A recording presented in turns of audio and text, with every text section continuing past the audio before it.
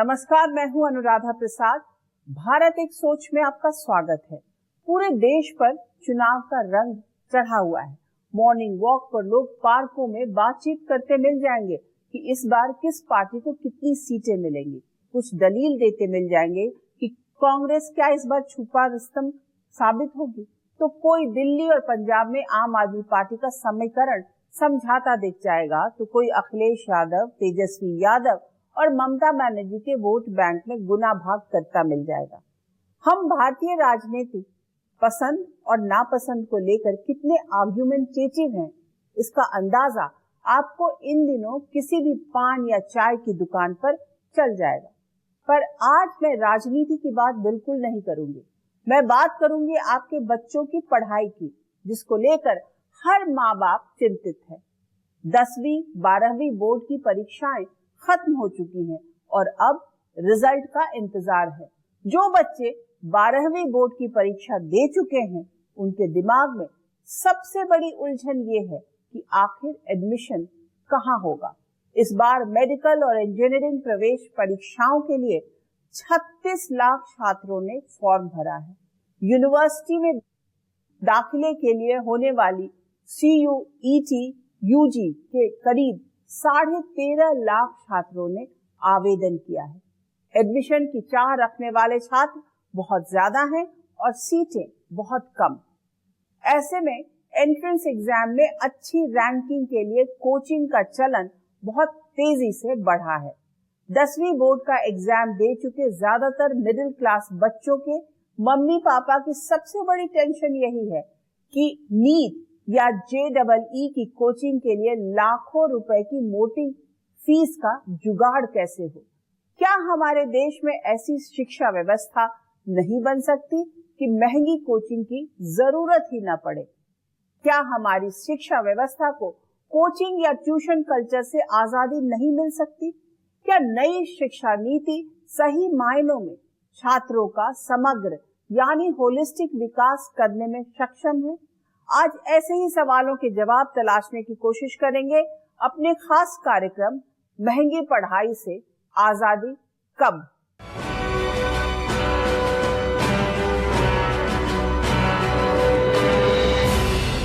ये कहने में तो बहुत अच्छा लगता है कि कोचिंग की क्या जरूरत है। बिना कोचिंग के भी छात्र मेडिकल या इंजीनियरिंग के अच्छे कॉलेजों में दाखिला पा सकते हैं। लेकिन फिर क्या वजह है कि बिहार के बेतिया का एक 16-17 साल का बच्चा कोचिंग के लिए राजस्थान के कोटा की ट्रेन पकड़ लेता है? यूपी के बस्ती का एक छात्र दिल्ली में JEE की तैयारी कराने के लिए कोचिंग में दाखिला लेता है। पश्चिम बंगाल के बांकुड़ा के एक छोटे से गांव की लड़की डॉक्टर बनने का सपना लिए नीट की तैयारी के लिए कलकत्ता पहुंच जाती है। ये कहानी देश के लाखों बच्चों की है, क्योंकि उन्हें पता है कि स्कूलों में जिस तरह की पढ़ाई हुई है, उसके बूते JEE और नीट में अच्छा रैंक लाना मुश्किल है। ज्यादातर माता पिता को भी लगता है कि अगर किसी अच्छे कोचिंग इंस्टीट्यूट में 10वीं के बाद ही एडमिशन करा दिया तो टॉप क्लास इंजीनियरिंग या मेडिकल कॉलेज में उनके बच्चों का दाखिला मिल सकता है। इसी सोच ने देश में कोचिंग और ट्यूशन कल्चर को बढ़ावा दिया है।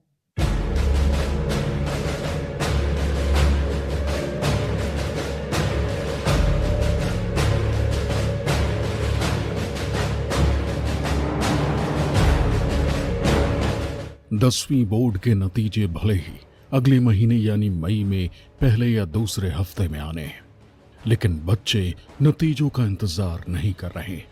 अपने सपनों को परवाज देने के लिए कंपटीशन की तैयारियों में जुट गए हैं। कुछ की आंखों में इंजीनियर बनने का सपना है तो कुछ डॉक्टर बनना चाहते हैं। लेकिन IIT और अच्छे सरकारी मेडिकल कॉलेज में एडमिशन आसान नहीं है। वहां दाखिला के लिए बहुत कड़ा कंपटीशन है। ऐसे में जिन छात्रों के माता पिता लाखों खर्च कर सकते हैं, उन्होंने अपने बच्चों का दाखिला किसी नामी कोचिंग इंस्टीट्यूट में करा दिया है। अब सवाल उठता है कि स्कूल की पढ़ाई में आखिर कहां कमी रह जाती है, जिससे छात्रों के सामने कोचिंग की ओर देखने की मजबूरी आ जाती है। एक कॉम्पिटिशन में और एक स्कूल की जो शिक्षा है दोनों में बड़ी खाई होती है। तो इस खाई को कम करने के लिए ही कोचिंग वाले लोगों का शोषण दोहन करते हैं। लेकिन मेरा मानना है कि अगर सरकार, इस प्रति सरकार भी काफ़ी उदार है, काम कर रही है। हमारी बात भी एचआरडी के कुछ लोगों से हुई है अभी हाल फिलहाल में कि क्वेश्चन को इस तरह से बनाया जाए, इस तरह से क्वेश्चन सेटिंग टीम को काम करनी चाहिए ताकि बच्चा अगर +2 की तैयारी अच्छे से करता है तो कहीं कोचिंग जाने की जरूरत न हो। चाहे वो सरकारी स्कूल हो, चाहे वो प्राइवेट स्कूल हो, चाहे वो पब्लिक स्कूल्स हो, सभी स्कूलों में विद्यार्थी के पूरे करिकुलम को पढ़ाने की आवश्यकता है। हम पढ़ाते हैं कि उसे परीक्षा में अच्छे अंक मिल जाएं।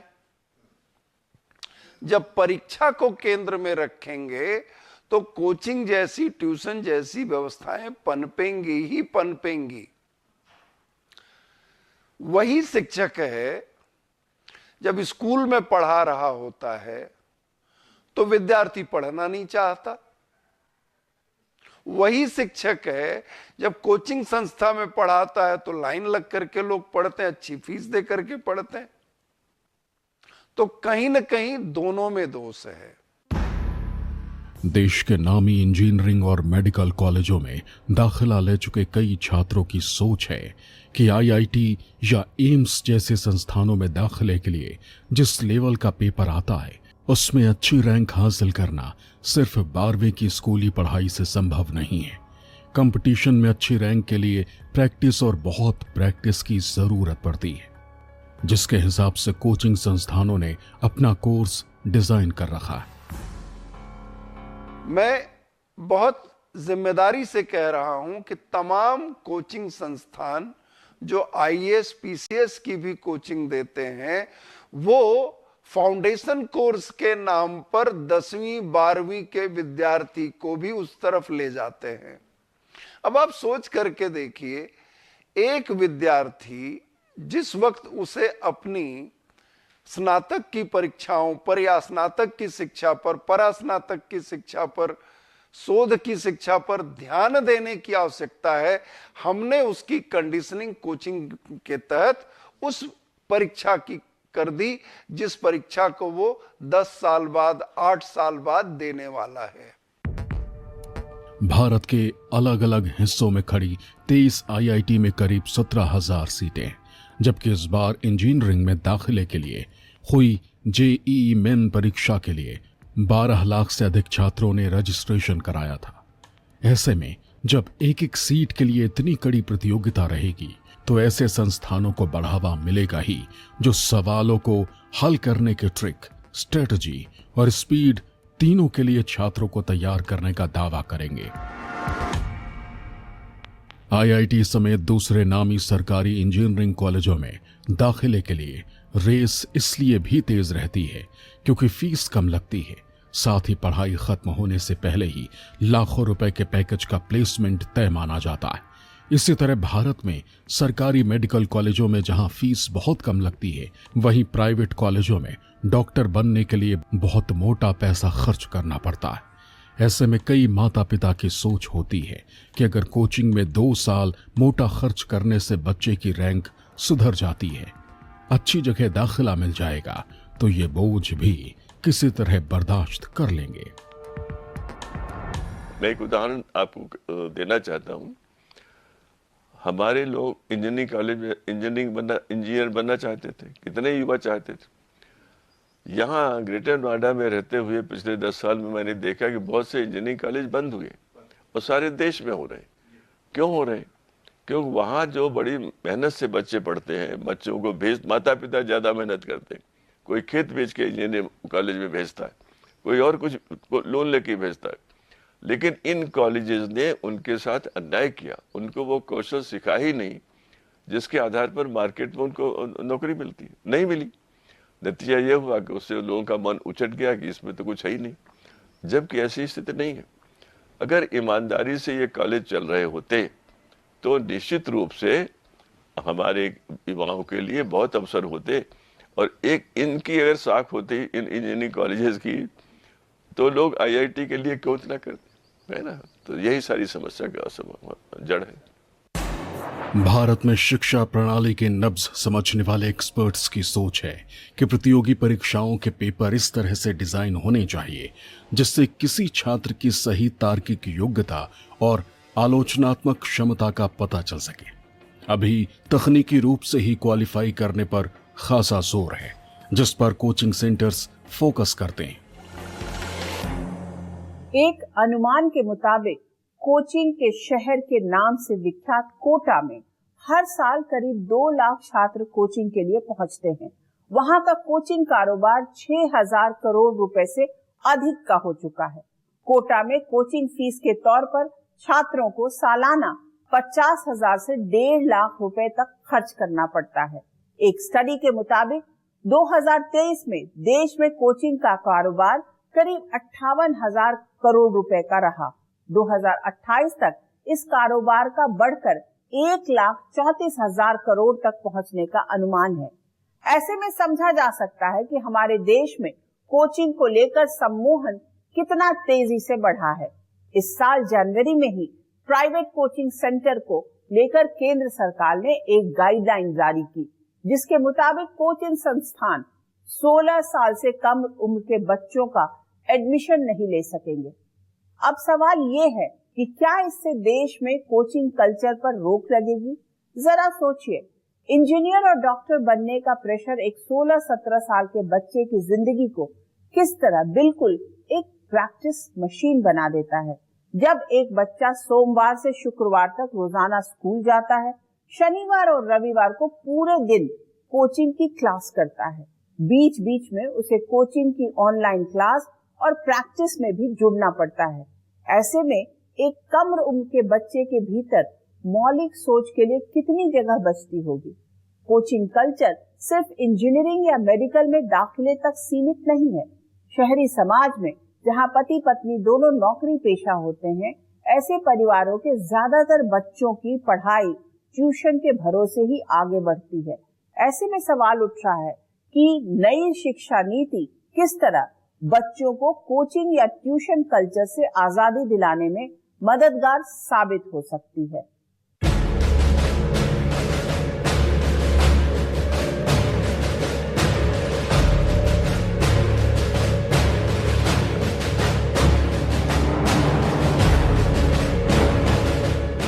एक स्टडी के मुताबिक भारत में हर दूसरा स्कूली बच्चा प्राइवेट ट्यूशन या कोचिंग के लिए जाता है। इंडियन ह्यूमन डेवलपमेंट सर्वे के मुताबिक भारतीय बच्चे हर हफ्ते औसतन 9 से 10 घंटे ट्यूशन में बिताते हैं। नेशनल सैंपल सर्वे में भी कहा गया है कि जिन प्रदेशों में बच्चे सरकारी स्कूलों में अधिक जाते हैं, वहां पर प्राइवेट ट्यूशन की संस्कृति अधिक है। सरकारी स्कूल की स्थिति सच में अभी भी बहुत ही खराब है। कुछ शिक्षकों की बात छोड़ दे तो लोग ट्रेंड नहीं है।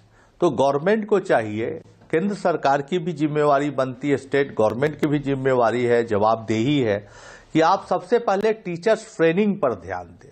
जितना टीचर्स को प्रशिक्षित करेंगे, उनको ट्रेंड करेंगे, नए नए टेक्नोलॉजी के साथ, नई नई किताबों के साथ, एआई के साथ, कंप्यूटर प्रोग्रामिंग के साथ, शायद बच्चों को अच्छा समझा पाएंगे और पढ़ा पाएंगे। मैं उदाहरण के तौर पे कह रहा हूं कि हमारे बचपन में यदि कोई कोचिंग क्लास जाता था तो उसको कुछ स्कूल में समझ में नहीं आ रहा है, इसलिए जाना पड़ रहा है। अब उल्टा हो गया है, नहीं जा रहा है तो इसके मतलब कोचिंग जाने से भी उसको समझ में नहीं आता, इसलिए नहीं जा रहा है, ऐसी समस्या आ गई है। नेशनल सैंपल सर्वे के मुताबिक पश्चिम बंगाल में 84% बच्चे प्राइवेट ट्यूशन लेते हैं, असम में 62%, बिहार में 58% और उड़ीसा में 56%। जरा हिसाब लगाइए, एक सामान्य मिडिल क्लास परिवार अपनी कमाई का कितना बड़ा हिस्सा बच्चों के प्राइवेट ट्यूशन या कोचिंग पर खर्च करता है। भारत के ज्यादातर राज्यों के सरकारी स्कूलों में शिक्षा का स्तर बहुत निम्न है। ऐसे में सामान्य हैसियत के लोग अपने बच्चों को बेहतर भविष्य के लिए प्राइवेट स्कूलों में भेजना पसंद करते हैं। बदले में उन्हें हर महीने मोटी फीस चुकानी पड़ती। ऐसे में सवाल उठता है कि आखिर सरकारी स्कूलों की पढ़ाई से आम आदमी का भरोसा हिला क्यों? शिक्षा और स्वास्थ्य, ये दो चीजें हैं जो हर परिवार अपने बच्चे के लिए चाहता है। 1960 में 1965 के आसपास इस तरह की समस्याएं नहीं थी, कोई कोचिंग इंस्टीट्यूशंस नहीं थे और बच्चों को प्रवेश मिल जाता था। संख्याएं उस समय भी अच्छे संस्थानों की कम थी, लेकिन बोर्ड की परीक्षाओं पर सबको विश्वास था, उन्हीं के मार्क्स पर प्रवेश मिल जाता था। मुझे स्वयं मिला था, लेकिन हमने उन चीज़ों को धीरे धीरे समाप्त कर दिया। इस समय जो समस्या की जड़ है वो इस कारण है कि कुछ राज्यों में तो 2-2 लाख से अधिक अध्यापकों के पद स्कूलों में रिक्त हैं, तो निश्चित रूप से लोगों का सिर्फ शिक्षा पर विश्वास खत्म हो गया है। दुनिया के नक्शे पर कई ऐसे देश हैं जहां स्कूलों में सभी बच्चों को एक जैसी और मुफ्त शिक्षा मिलती है। मसलन Germany, Norway, Sweden, Austria, Finland, France, Greece, Italy, Spain जैसे देशों में छात्रों को मुफ्त या नाम मात्र की फीस लेकर शिक्षा दी जाती है। शिक्षा के क्षेत्र में जितने भी देश विकसित हुए हैं और वही देश विकसित हुए हैं जिन्होंने शिक्षा को महत्व दिया है। शिक्षा तो विकास का आधार है और वहां पर उन्होंने 2-3 चीजों का ध्यान रखा है कि स्कूल नियमित रूप से चले, पढ़ाई अच्छे ढंग से हो और जो नए तरीके हैं सोच के वो आए। भारत में सरकारी और प्राइवेट स्कूलों की पढ़ाई में अंतर लगातार बढ़ रहा है, जिससे कोचिंग और प्राइवेट ट्यूशन का बाजार दिनों दिन बढ़ता जा रहा है। पहले ऑफलाइन कोचिंग का कारोबार हजारों करोड़ का था, अब ऑनलाइन कोचिंग का चलन भी तेजी से बढ़ रहा है। देश के किसी भी कोने में बैठा कोई भी बच्चा इंटरनेट की मदद से अपनी मनपसंद और मतलब की ऑनलाइन क्लास से जुड़ सकता है, जिसके लिए फीस भी बहुत कम चुकानी पड़ती। मेरा मानना ये है कि कोई जरूरत ही ना पड़े, ऐसी व्यवस्था होनी चाहिए सरकारी तौर पर, गैर सरकारी तौर पर। बहरहाल जो कोचिंग सेंटर्स हैं उनके लिए आईआईटी को खुद अपने पोर्टल पर, अपने वेबसाइट पर अच्छे तरह से कुछ कॉन्सेप्ट्स वीडियो के फॉर्मेट में देने चाहिए, कुछ प्रैक्टिस देना चाहिए। 100-200 रुपया में पूरा आईआईटी की तैयारी का, अरे भाई आप प्रोफेसर हैं, आप इतने रिस्पेक्टेड हैं, आपका नॉलेज आप ही लोग डाल दीजिए, बच्चा नहीं जाएगा। और अब तो ऑनलाइन का जमाना है, देहात में, गांव में कहीं भी बैठ के बच्चा पढ़ पाएगा। शिक्षा प्रणाली की खामियों को दूर करने के मकसद से नई शिक्षा नीति लागू की गई है, जिसमें छात्रों के सामने पढ़ाई के दौरान हर अहम मोड़ पर रुचि के हिसाब से बदलाव के लिए विकल्प खोला गया है। छात्रों के सामने अब इंजीनियरिंग और मेडिकल के अलावा भी करियर के लिए बहुत से अनएक्सप्लोर्ड सेक्टर हैं। पूरी जिंदगी शिक्षा के क्षेत्र में गुजारने वाले एक्सपर्ट्स की सोच है कि हमारे देश में कोचिंग और ट्यूशन कल्चर के फलने फूलने की बड़ी वजह है कंपटीशन और स्कूली शिक्षा के बीच लगातार चौड़ी होती खाई। किसी प्रतियोगी परीक्षा में आने वाले सवालों का पैटर्न स्कूली परीक्षा से अलग होता है। ये भी देखा गया है कि कई बार स्टूडेंट इंजीनियरिंग या मेडिकल में दाखिले वाले कंपटीशन में तो अच्छा स्कोर हासिल कर लेता है, लेकिन स्कूली परीक्षा में उसका स्कोर गड़बड़ा जाता है। ऐसे में शिक्षाविदों की सोच है कि अगर स्कूल में पढ़ाई का स्तर सुधार दिया जाए, टीचरों की ट्रेनिंग पर खासा ध्यान दिया जाए, सवालों का पैटर्न कंपटीशन और स्कूल कॉलेज में एक जैसा हो, तो छात्रों को कोचिंग संस्थानों की ओर देखने की मजबूरी नहीं रहेगी। आज की तारीख में दुनिया तेजी से बदल रही है। विज्ञान और तकनीक के क्षेत्र में बदलाव जिस रफ्तार से है, उसमें एक भी स्किल या पढ़ाई के जरिए पूरी जिंदगी नौकरी में बने रहना मुश्किल है। इसलिए अब हर नौकरी पेशा शख्स को 3-4 साल में खुद को अपडेट और अपग्रेड करना होगा। ऑफलाइन या ऑनलाइन, फुल टाइम या पार्ट टाइम कोर्स करते रहना होगा। इसलिए सभी उम्र के लोगों को ताउम्र स्टूडेंट बनाए रखने का रास्ता राष्ट्रीय शिक्षा नीति 2020 के जरिए बनाया गया है। ये शिक्षा ही है जिसमें देश को सफल बनाने, देश का भाग्य बदलने की सर्वाधिक जिसमें ताकत है वो शिक्षा है। देश भर के कई राज्यों में नई शिक्षा नीति के आधार पर छात्रों को भविष्य के लिए तैयार करने का काम जारी है। इसमें पुरानी व्यवस्था 5+3+3+4 पैटर्न अपनाया गया है। अब तथ्य रटाने वाले सिस्टम की जगह कॉन्सेप्ट समझाने पर ज्यादा जोर दिया जा रहा है। नई शिक्षा नीति में 3 साल से ऊपर के बच्चे को एजुकेशन सिस्टम का हिस्सा माना गया है। इसके लिए 5 साल का फाउंडेशन स्टेज, 3 साल का प्रिपरेटरी स्टेज, 3 साल का मिडिल स्टेज और 4 साल का सेकेंडरी स्टेज बनाया गया है। हर स्टेज में छात्रों के सिखाने का तौर तरीका बदलता रहेगा, जिससे उनके संपूर्ण विकास का रास्ता खुल सके। माना जा रहा है कि नई शिक्षा नीति को इस तरह तैयार किया गया है जिससे स्कूल की पढ़ाई में ही छात्रों का समग्र विकास हो सके, उन्हें कोचिंग या ट्यूशन की जरूरत न पड़े। ये चिंता बहुत स्वाभाविक है, लेकिन उसके लिए कहीं न कहीं हमारी जो शिक्षा व्यवस्थाएं पीछे रही हैं उसको दोष देना चाहिए। और अभी राष्ट्रीय शिक्षा नीति आई है, शुरुआत हो चुकी है, रॉट लर्निंग से हमको मुक्ति मिल रही है। आने वाले समय में मैं उम्मीद करता हूं कि बहुत कमी आएगी कोचिंग की व्यवस्थाओं में।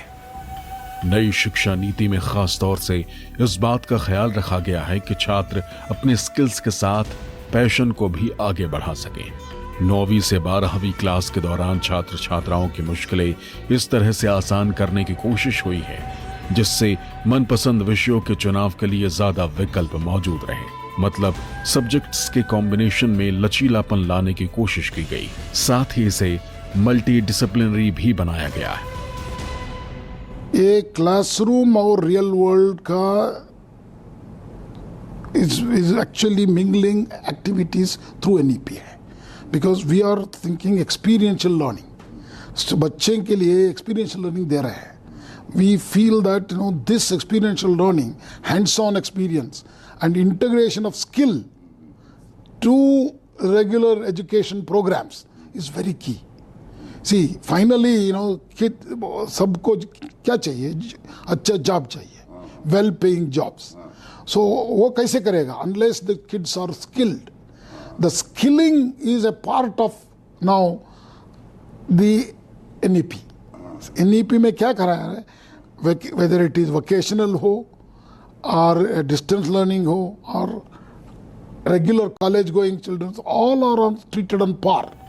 नई शिक्षा नीति में सिलेबस इस तरह तैयार किया गया है जिससे 12वीं पास करते करते हर छात्र के पास कोई न कोई व्यावसायिक स्किल जरूर होगी। छात्रों को हमेशा एक्टिव और अलर्ट रहने का फलसफा भी सिखाया जा रहा है। तकनीक के क्षेत्र में आते बदलावों के हिसाब से रियल वर्ल्ड और क्लासरूम के बीच गैप को कम करने की कोशिश हो रही है। हमारा मकसद यह है कि एक तो स्टूडेंट्स को मोटिवेट करना, इंस्पायर करना एक बात, दूसरा उनमें भी जो नया नया बदल हो रहा है विज्ञान में, जब IIT की बात करते हो, मेडिकल की नीट की बात करते हैं, तो नए विषय जो आ रहे हैं उनकी ट्रेनिंग उनको कॉन्स्टेंटली कंटिन्यूसली होनी चाहिए। इसलिए भी हमारे अलग अलग टीचर ट्रेनिंग प्रोग्राम्स चल रहे हैं। स्कूल टीचर हो, कॉलेज टीचर हो, यूनिवर्सिटी टीचर हो, Malaviya mission teacher training programme 111 centres establish किए गए। वहाँ पूरा सपोर्ट, फंडिंग सब गवर्नमेंट की तरफ से हो रहा है। दुनिया में जिस तेजी से बदलाव हो रहा है उसमें एक ही पढ़ाई और ज्ञान के दम पर लंबे समय तक नौकरी में बने रहना संभव नहीं। ऐसे में वक्त के साथ कदम ताल के लिए समय समय पर नई स्किल्स सीखने की चुनौती हमेशा बनी रहेगी। इसलिए नई शिक्षा प्रणाली में जरूरत के हिसाब से नया कोर्स करने और हर इंसान को अपडेट और अपग्रेड करने का मौका दिया है। जो नई शिक्षा नीति बनी वो कई मामलों में बहुत अच्छी है। पहली बात कि उसमें लिबर्टी है कि अगर आप ज्योग्राफी पढ़ रहे, पढ़ते पढ़ते मैथ में आगे बढ़ने का दिल करता है तो आप मैथ पढ़ सकते हैं, मैथ पढ़ते पढ़ते हिस्ट्री पढ़ सकते हैं। इससे क्या है कि आपको जो अभी मेडिकल का या IIT के लिए हवा बना हुआ है मिडिल क्लास फैमिली में खासकर, वो खत्म हो जाएगा और भी बहुत सारे स्कोप सामने नजर आएंगे। जरूरत के हिसाब से पढ़ाई को बीच में छोड़ने और दोबारा शुरू करने की सुविधा दी गई है। नए नए शॉर्ट टर्म ऑफलाइन और ऑनलाइन कोर्स शुरू किए जा रहे हैं जिससे उम्र के किसी भी पड़ाव पर कोई भी व्यक्ति ज्वाइन कर अपने स्किल्स को तराश सकता है। जनरेटिव आर्टिफिशियल इंटेलिजेंस के दौर में युवाओं के सामने करियर बनाने के लिए कई नए सेक्टर तेजी से खुल रहे हैं। विज्ञान और तकनीक के क्षेत्र में जिस रफ्तार से बदलाव हो रहा है, उसमें अब छात्रों के सामने करियर बनाने के लिए सिर्फ इंजीनियर और डॉक्टर बनने का ही रास्ता नहीं रह गया है। दूसरे ऐसे कई सेक्टर दिनों दिन सामने आ रहे हैं जिसमें बेहतर करियर के लिए अनंत संभावनाएं हैं। सरकार भी बहुत मुखर होकर कह रही है कि छात्रों के भीतर एंटरप्रेन्योर स्किल डेवलप करने की जरूरत है, जिससे देश के होनहार जॉब सीकर्स की जगह जॉब क्रिएटर बने। अब मेरे मन में सवाल उठ रहा है कि जिस तरह से नेशनल एजुकेशन पॉलिसी की गुलाबी तस्वीर पेश की जा रही है, क्या उसके लिए हमारे देश में इतने स्कूल कॉलेज हैं? क्या देश में इतने काबिल टीचर्स और प्रोफेसर्स हैं? अगर सरकारी स्कूल और कॉलेजों की स्थिति बेहतर है तो फिर इतनी संख्या में प्राइवेट स्कूल, कॉलेज और यूनिवर्सिटी क्यों खुल रहे हैं? आखिर एक सामान्य मिडिल क्लास परिवार की कमाई का बड़ा हिस्सा बच्चों की पढ़ाई में क्यों खर्च हो रहा है?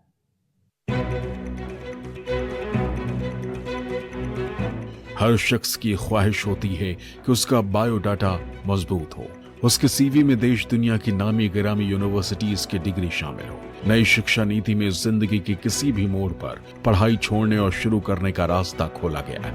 ऐसे में आने वाले दिनों में ज्यादातर छात्र अपना बायोडेटा और वजनदार बनाने के लिए नई नई डिग्रियां हासिल करने की होड़ करते दिख सकते हैं। अच्छे स्कूल और कॉलेज के दाखिले की ख्वाहिश रखने वालों की तादाद तूफानी रफ्तार से बढ़नी तय है। देश में अभी भी अच्छे सरकारी इंजीनियरिंग और मेडिकल कॉलेजों में सीटें कम हैं और हर साल दाखिले की ख्वाहिश रखने वाले बहुत ज्यादा।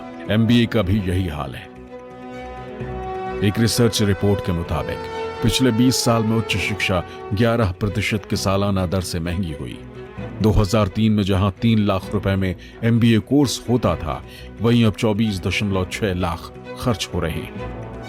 अगले 5 वर्षों में प्रोफेशनल कोर्स का खर्चा करीब 2 गुना होने का अनुमान लगाया गया है। फिलहाल बीटेक के 4 साल के कोर्स के लिए 10 लाख, तो प्राइवेट कॉलेजों में MBBS कोर्स के लिए करीब 50 लाख रुपए खर्च करने पड़ते हैं।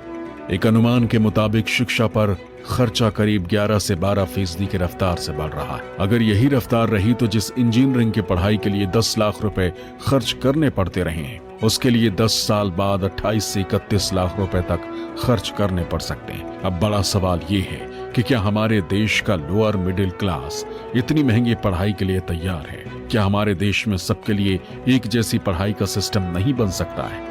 क्या सरकारी स्कूलों में पढ़ाई का स्तर देश के नामी प्राइवेट स्कूलों जैसा नहीं बनाया जा सकता है?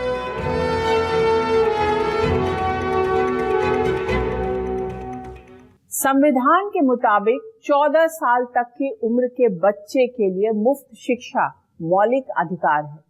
पिछले महीने दिल्ली हाई कोर्ट ने एक मामले में सुनवाई करते हुए कहा कि बच्चे को शिक्षा पाने का मौलिक अधिकार है, पर अपनी पसंद के किसी खास स्कूल में नहीं। हर माँ बाप चाहते हैं कि उसका बच्चा अच्छे से अच्छे स्कूल में पढ़े, जिससे उसका करियर बेहतर बने।